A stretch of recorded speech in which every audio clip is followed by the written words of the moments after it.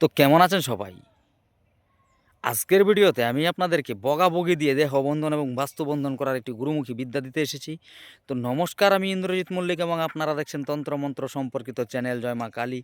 এমনই সব ভিডিও পেতে আমাদের চ্যানেলটিকে সাবস্ক্রাইব করুন, পাশে থাকা বেল আইকনে ক্লিক করুন।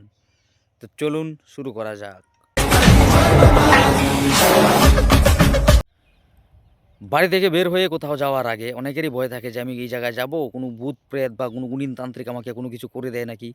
বিশেষ করে যারা যারা নতুন তন্ত্রমন্ত্র শিখতেছেন তাদের এই ভয়টা বেশি, যে কোথাও গেলে কোনো গুণিনতান্ত্রিক কোনো কিছু করে দেয় নাকি। আর অনেক জায়গায় আমি দেখেছি, অনেক মানে যারা নতুন তন্ত্রমন্ত্র শিখে তাদের উপরে অনেকে অনেক কিছু চালিয়েও দেয়, কোথাও গিয়ে কাজ করতে গেলেও দেখা গেল যে কোনো কিছু চালিয়ে দিল তার উপরে। তো তাদের জন্য আজকের ভিডিওতে এই বলা মন্ত্রটি খুবই কার্যকারী হবে। করবেন কি, বাড়ি থেকে বের হওয়ার টাইমে মন্ত্রটি একবার বলবেন বুকে একটি ফু, আরেকবার বলবেন আরেকটি ফু, আরেকবার বলবেন আরেকটি ফু। 7 বার মন্ত্রে 7টি ফু দিবেন নিজের বুকে। এবার আসি বাস্তুবন্দনা কীভাবে করবেন।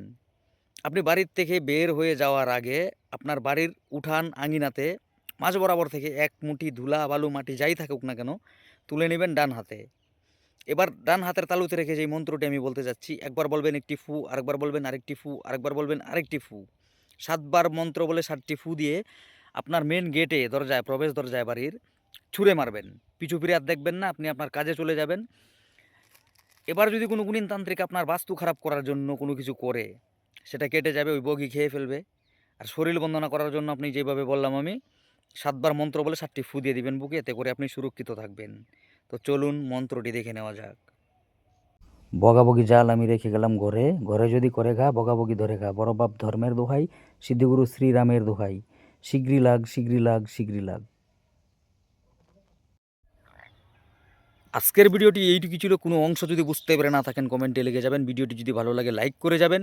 এই তথ্য আপনার আশেপাশে জানানোর জন্য তা শেয়ার করতে পারেন। আমার সঙ্গে যোগাযোগ করতে হলে ডিসপ্লেতে দেওয়া নম্বরে হোয়াটসঅ্যাপ করতে পারেন। দেখা হচ্ছে আগামী পর্বে, ততক্ষণ পর্যন্ত ভালো থাকবেন। ধন্যবাদ।